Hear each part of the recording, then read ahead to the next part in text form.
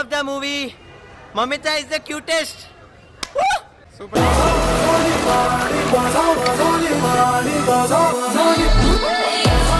என்னடா வாரிசு 2 எடுத்து வச்சிருக்கீங்க? சூர்யா நடித்த விஸ்வநாதன் படம் எப்படி இருக்குன்னு பார்க்கலாம்.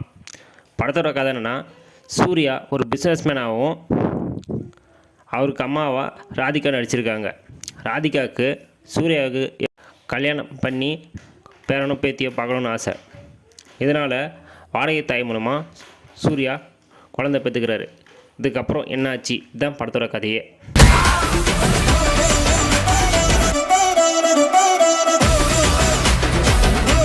படத்தில் first half comedy, love,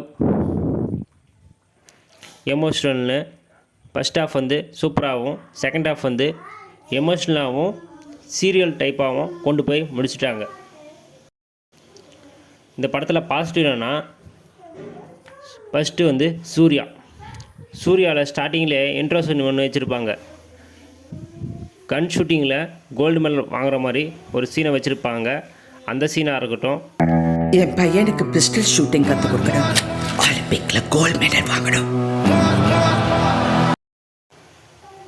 driver Muthusamy பற்றி சொல்கிற சீனாக இருக்கட்டும்.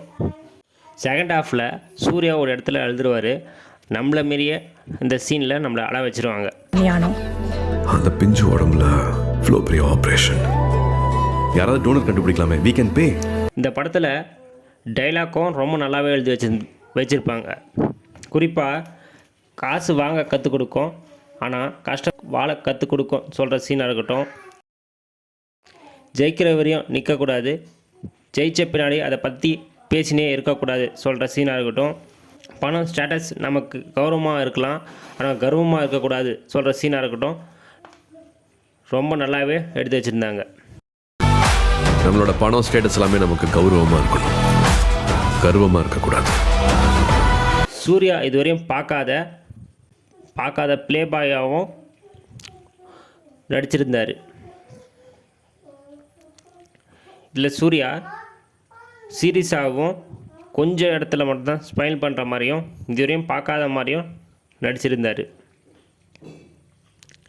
நெக்ஸ்ட் பாசிட்டிவ் வந்து மமிதா பைஜ் தான். இந்த மொத்த படத்தையும் சூர்யா பார்க்க வச்சாலும் நெக்ஸ்ட்டு பார்க்க வச்சது வந்து மமிதா பைஜ் தான்.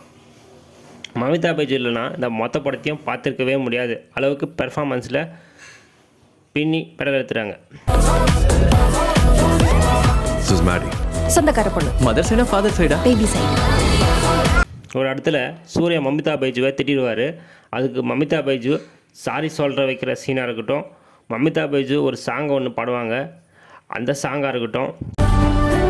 திருட்டுத்தனமாக அன்பு காட்டுவார், அது எனக்கு வேணும்னு தோணுச்சு. மனிதன் உணர்ந்து கொள்ள இது மனித காதல். ஹாஸ்பிட்டலில் ராதிகாவுக்கு மமிதாவுக்கு வர சீனாக இருக்கட்டும். இதெல்லாம் பார்க்க ஃபன்னாகவும் நாட்டிகேலாகவும் மமிதாவை மாறிட்டாங்க இந்த படத்தில். நெக்ஸ்ட்டு பாசிட்டிவ் வந்து ஜிவி பிரகாஷ் படம் மியூசிக் தான். அதில் குறிப்பாக பட்டாம்பூச்சி சாங் வந்து ரொம்ப நல்லாவே இருந்துச்சு.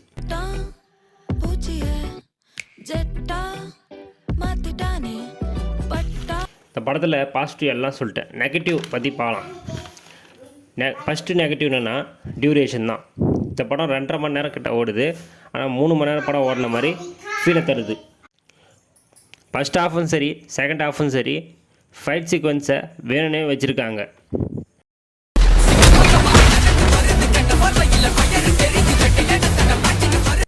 இல்லை ஊட்டியில் நடக்கிற சீனெல்லாம் தூக்கியிருக்கலாம். சூர்யாவுக்கு ஃப்ரெண்டாக நடித்த ராமு சீனையும் ரிமூவ் பண்ணியிருக்கலாம். இதில் குறிப்பாக சூர்யாவுக்கு வெட்டிங்கில் ஒரு சாங் வச்சுருப்பாங்க. அந்த சாங்கில் சூர்யாவோட லிப்புக்கும் அந்த சாங்குக்கும் சம்மந்தமே இல்லாமல் வச்சுருப்பாங்க. இது மொத்தம் ஏஐக்கிட்டே விட்டுட்டாங்க போல்.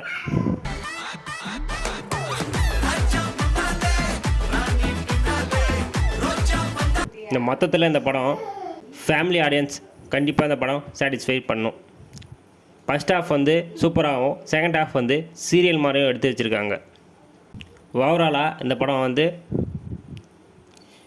ஃபேமிலி ஆடியன்ஸ் கண்டிப்பாக போய் ஒரு தடவை பார்க்கலாம். என்னோடய ரேட்டிங் 5க்கு 3.5. நீங்கள் இந்த படம் பார்த்துருந்தீங்கன்னா எப்படி இருந்துச்சுன்னு மறக்காமல் கமெண்ட் பண்ணுங்கள். இந்த வீடியோ பிடிச்சிருந்தா லைக் அண்ட் சப்ஸ்கிரைப் பண்ணுங்கள்.